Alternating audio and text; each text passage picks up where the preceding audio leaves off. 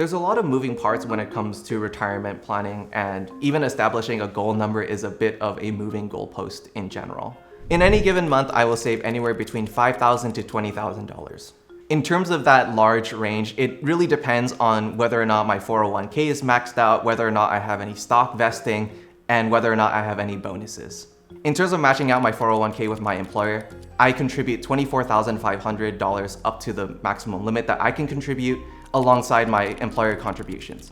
In addition to that, I make after-tax contributions all the way up to the IRS limit of $72,000.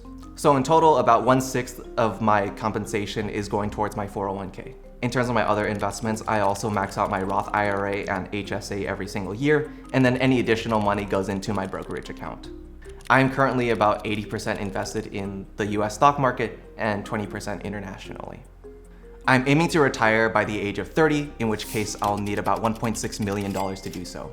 In terms of why I decided to start pursuing the path of financial independence and retiring early, I wanted to build a life for myself where I wouldn't have to work for money all the way up until 65. The rule of thumb in the community is to multiply your expenses by 25, or otherwise known as the 4% rule.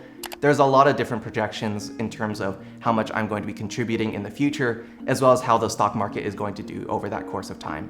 I actually do have a larger tax sheet that does track down in terms of like taxes that I'm paying, in terms of the income that I'm getting, the expected amount of paychecks. And then over here, I just have some pretty straightforward projections in terms of actually where I'm going to be at financially for a given year and age.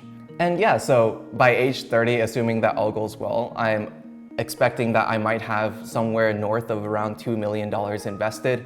And this is also tracking the active price of some of my investments, and so this will fluctuate over time. And by age 40, I'm expected to be retired at that point, so I do have empty columns in terms of my actual investments. At that point, I might have somewhere in the north of $7 million invested. My biggest piece of advice is something that's fairly widely shared among the folks in the FIRE community, and it's build the life you want and then save for it. There may be a situation where you can't have everything all at once now, and you just kind of have to pick and choose whether or not you want to live in a favorable location, or you decide to spend more on, say, travel and other experiences, or maybe on some of the other material goods that you're looking at.